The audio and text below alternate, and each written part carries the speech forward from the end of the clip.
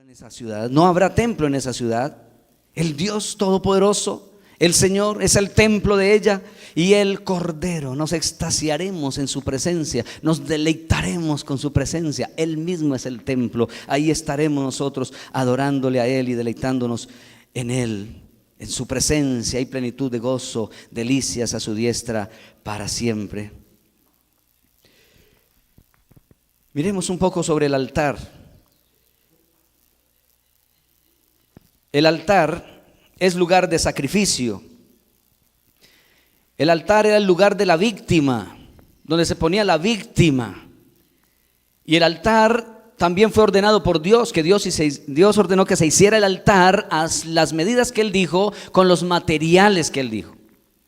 Había un altar de bronce, y el bronce a la vez hablaba de justicia, la justicia de Dios. Y en ese altar de bronce se ofrecían los sacrificios, las víctimas, porque ese sacrificio, el sacrificio era una víctima. Por otro lado, el altar es el lugar donde el adorador entrega la ofrenda de su adoración.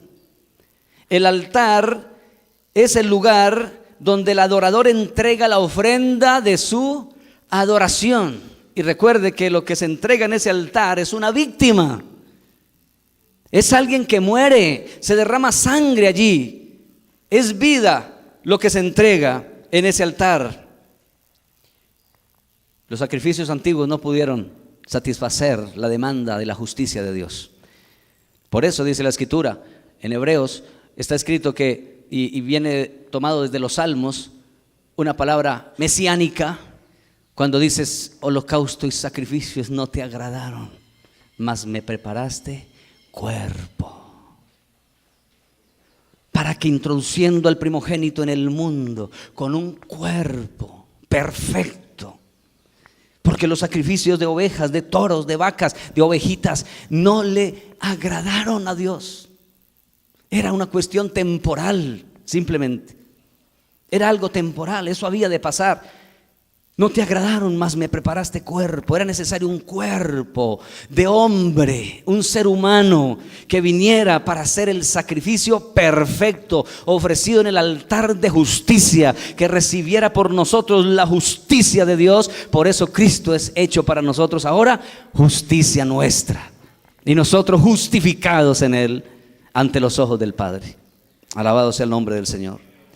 Ese altar es el lugar donde el adorador entrega la ofrenda de su adoración, pero en primer lugar Jesús es la medida del altar.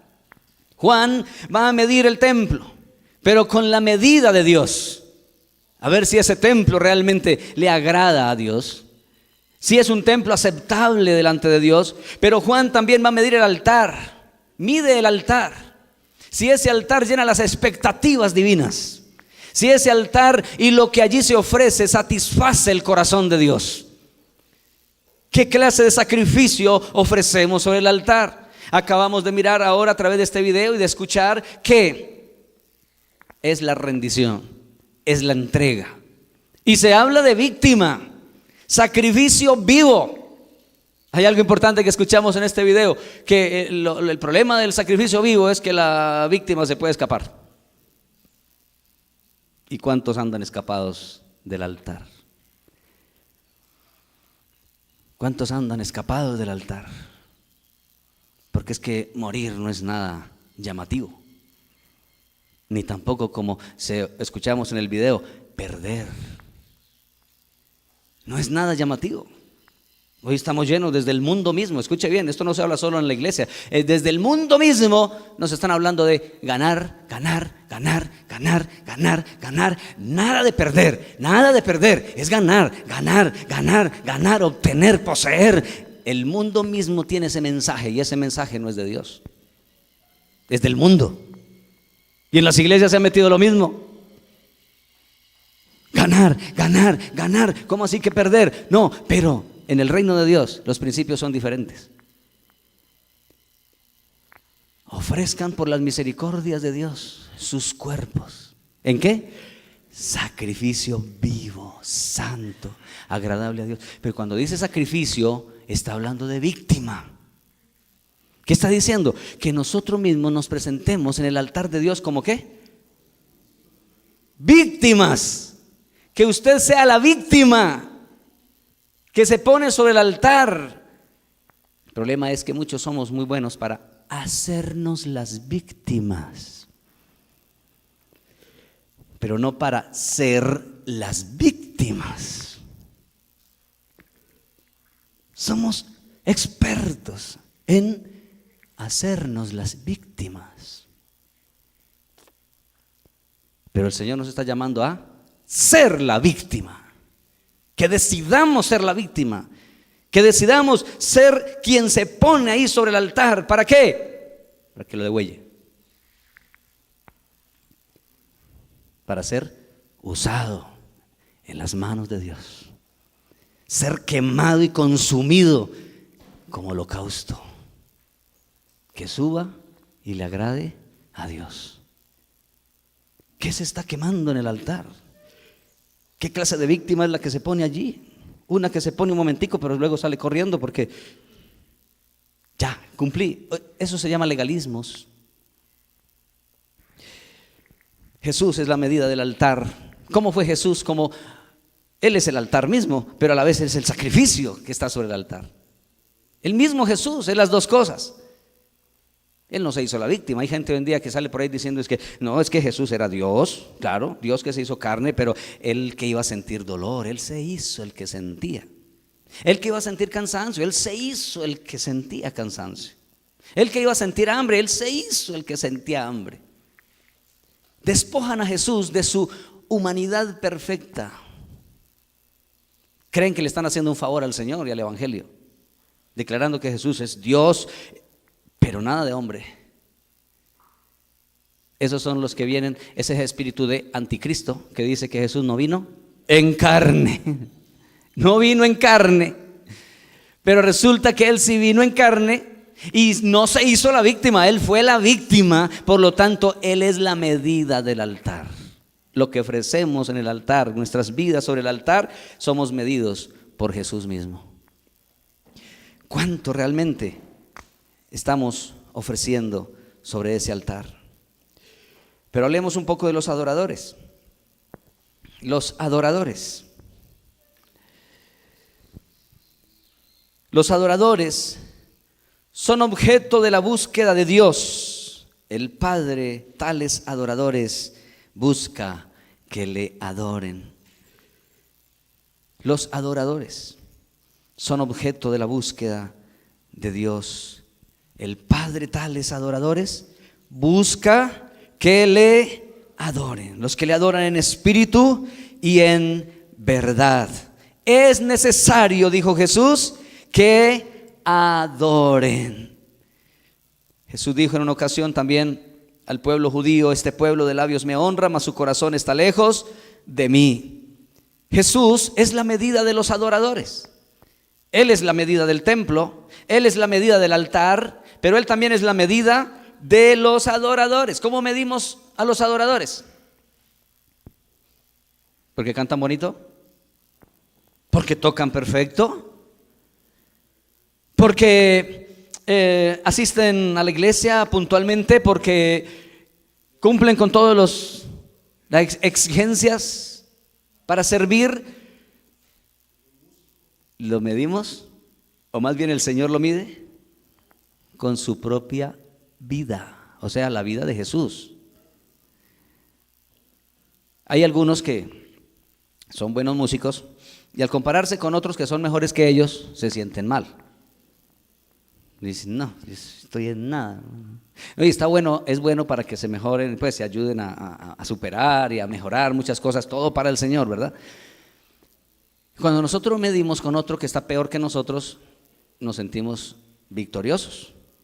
Salimos muy bien, contentos, porque el otro está peor que yo, entonces yo salgo mejor. Salgo bien. Pero cuando nos medimos con Jesús, que Él es la medida perfecta, entonces ahí sí nos damos cuenta realmente dónde estamos. Jesús es la medida de los adoradores. Él adoró al Padre con su sujeción y obediencia total. decir que Jesús adoró al Padre. Bien, estamos hablando de Jesús en su humanidad, como hombre. Adora al Padre, porque si adoración es sujeción, es obediencia, entonces Jesús fue un adorador perfecto. Es el adorador perfecto. Si adoración es amar, Jesús es adorador, porque Él amó. Si el adorar es tener a Dios en primer lugar en la vida, creo que Jesús nos da el ejemplo. Si adorar es dependencia de Dios, entonces Jesús nos da el ejemplo. Si adorar es morir, entonces Jesús nos da el ejemplo. Él es la medida de los adoradores. ¿Con quién nos vamos a medir? No nos podemos medir con con Marco Brunet, a ver cómo vamos a llegar a ser a la medida de Marco Brunet, cómo vamos a llegar a ser a la medida de Marco Barrientos, bueno, hay un poco de Marcos, ¿no? A la medida de Marco Witt, Marco Vidal, ahí lo acabamos de escuchar ahora. Marco Tulio también es otro adorador, claro que sí. Nos ponemos a medirnos con estos hombres que Dios ha usado de una de otra manera, pues estamos equivocados. Ellos no son la medida de los adoradores. Ellos no son la medida. La medida de los adoradores se llama Jesús. Es la medida que se está poniendo sobre nuestro espíritu, sobre nuestra vida. Jesús es como esa caña de medir con la cual se mide el templo, con la cual se mide el altar, con la cual se miden a los adoradores. Jesús. Ahora, preguntémonos en reflexión, ¿cuánto estamos nosotros dispuestos a dar? Escucha esto, la medida es Jesús, el Padre lo dio. El que no escatimó a su propio Hijo, sino que lo entregó por todos nosotros. Y no solo el Padre dio a Jesús, Jesús dio su vida. Él dijo claramente, no me quitan la vida, yo la doy por el mundo, dijo Jesús. Él es la medida de la dádiva, Él es la medida del dador, es la medida del adorador, mostrando su adoración a través del dar. Él es la medida. Abel dio todo lo mejor que tenía, de lo mejor que pudo. Abraham estuvo dispuesto a dar a su hijo que más amaba cuando Dios se lo pidió. María, la hermana de Lázaro, dio lo que tenía reservado para el día de su boda, el perfume de nardo puro de mucho precio. Y no fue un desperdicio, como dijo Judas, sino un sacrificio de adoración. Eso fue lo que hubo ahí. Jesús es la medida de los adoradores. Preguntar esto me suena un poco a irrespeto para con muchos de los presentes. Decir, por ejemplo, ¿cuánto has dado tú o cuánto hemos dado nosotros? Que se asemeje un poco a lo que Dios mismo dio con tanto amor al dar a su Hijo, que era lo que más amaba. Al Jesús dar su vida, que era lo que tenía, su vida, la dio por amor y por nosotros. Preguntar esto, digo que suena un poco irrespeto, porque sé que aquí hay algunos o muchos o todos, Dios quiera que así sea, que han demostrado por su servicio y por su entrega a Dios que lo han dado todo para el Señor y que lo están dando todo para el Señor y por amor al Señor. ¿Cuánto estamos dispuestos a dar? El mundo y los conceptos de prosperidad de hoy en día lo que nos dice es no, recibir. Escuchaba a un pastor con el cual nos tuvimos que reunir en Buga con otros pastores, porque en uno de los congresos que él estaba manejando allí, dijo en una de sus charlas: a la iglesia no venimos, le dijo a la gente, escuche, mira, a la iglesia no venimos a recibir, venimos a dar, le dijo a la gente. Y eso está bien, pero lo está hablando en estos términos en primer lugar. Venimos es a dar. Pero luego él dijo que necesitaba dinero para unas cosas Y en ningún momento se escuchó que él estuviera dando. Él dijo esto: hay gente que dice, ¿por qué esos pastores piden tanto? Él mismo dijo eso allí, en la misma charla que estaba dando. ¿No le suena contradicción? ¿Por qué esos pastores piden tanto?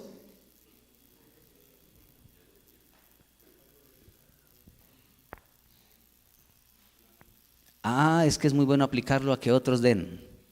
¿Y nosotros? ¿Qué estamos dando nosotros?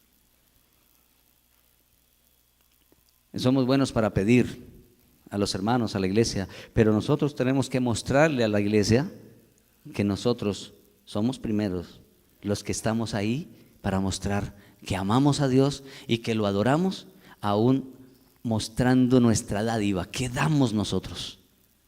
¿Qué damos nosotros?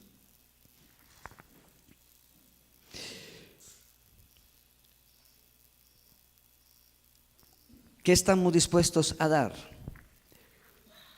Segunda pregunta: ¿cuánto estamos dispuestos a perder por amor a Jesús?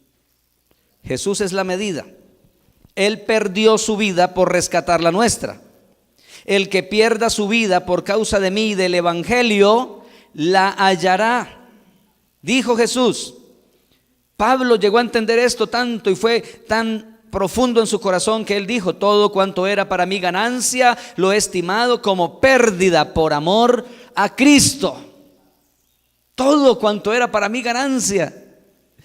Si examináramos la vida de Pablo, tenía muchas cosas que eran ganancia para él, que lo hacían ser una persona muy respetable delante de su gente que lo conocía. Pero conoce a Cristo y ahora el apóstol Pablo dice: todo cuanto era para mí ganancia lo he estimado como pérdida por amor a Cristo. Y el mensaje se nos ha trocado hoy en día, porque parece ser que nosotros no estamos como muy dispuestos a perder o a perder nada, porque más bien es todo cuanto era para mí ganancia, ahora es más ganancia todavía, porque yo voy a ganar.